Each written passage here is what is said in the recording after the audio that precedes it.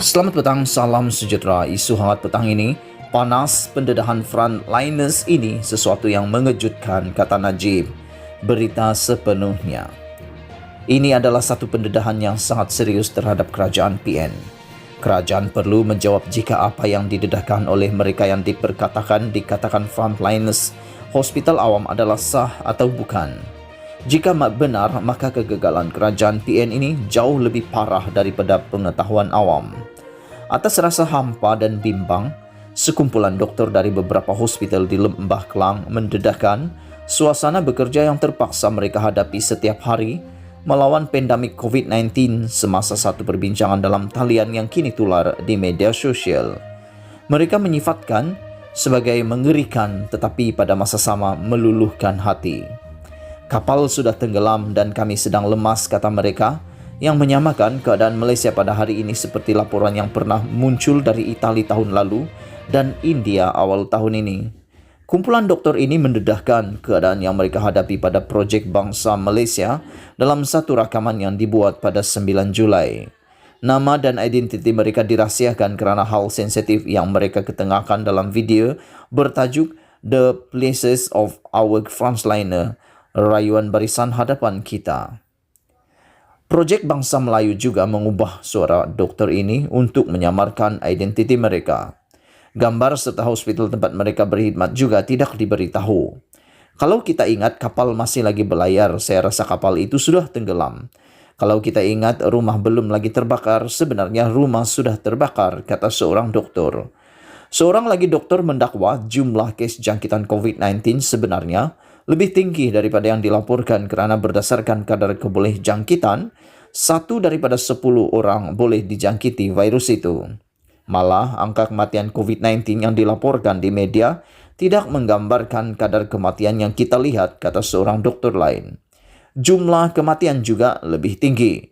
KKM, Kementerian Kesihatan, tidak melaporkan sekiranya pesakit meninggal akibat lain dan ada COVID-19 atau pesakit sudah melepasi tempoh 14 hari dan kemudian mengalami darah beku di paru-paru atau di kaki atau serangan jantung atau stroke, kata seorang yang lain.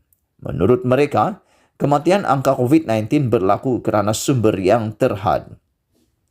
Hospital juga kekurangan bekalan oksigen sementara unit rawatan rapi sesak kerana sesetengah pesakit mengambil masa yang lama untuk pulih. Bagi sesetengah kes, projek atau proses itu memakan masa sehingga berbulan-bulan. Kita perlukan lebih banyak peralatan, kita perlukan lebih banyak tangki oksigen.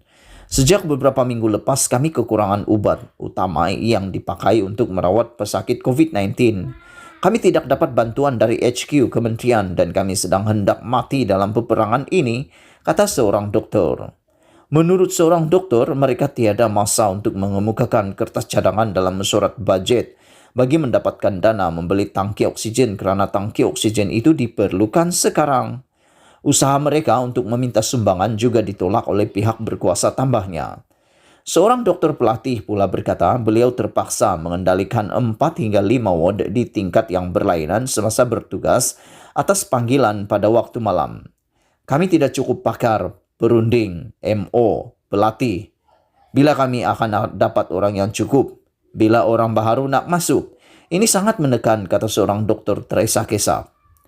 Saya doktor pelatih tetapi mereka letak saya jaga 4-5 ward di tingkat yang berlainan. Saya terpaksa kejar ke sana ke sini. Saya harap saya tidak sebabkan sesiapa mati, kata seorang yang lain. Dua doktor menceritakan tentang jumlah tenaga kerja yang berkurang sehingga menjejaskan operasi apabila ada doktor jururawat atau pembantu perubatan terkena jangkitan. Mereka juga menyelar pihak berkuasa kerana dasar yang lemah serta langkah Perintah Kawalan Pergerakan PKP yang separuh masak. Kami masih ingat semasa pilihan raya Sabah, mereka yang balik dari Sabah tidak perlu menjalani kuarantin, PKP separuh masak. Wakil rakyat langgar peraturan. Kami ingat semua itu, kata seorang doktor. Tutup mulut. Seorang lagi mengeluh tentang arahan tutup mulut yang dikenakan ke atas kaki tangan kementerian. Saya tahu kawan-kawan saya masih berjuang. Dan saya rasa apa yang lebih mengecewakan ialah mereka tidak boleh cakap apa-apa, katanya. Sekarang ini setiap kali kami cuba dedahkan keadaan sebenar, mereka akan beritahu semua pihak dan media bahawa keadaan terkawal. Sedangkan kami macam orang nak lemas. Seorang lagi doktor bertanya kenapa tidak ada usaha untuk menambah doktor pada masa ini. Kenapa sekarang kita ambil guru baru dan bukannya doktor? Sekolah tutup dan kita ambil guru baru? Tanyanya. Seorang doktor menggesa, kerajaan belajar dari negara lain seperti New Zealand, Singapura dan Taiwan yang berjaya melaksanakan strategi mengekang penularan COVID-19. Berita dipetik dari Info Rakyat. Sekian isu hangat petang ini. Jangan lupa tekan butang subscribe dan kita jumpa lagi. Bye-bye.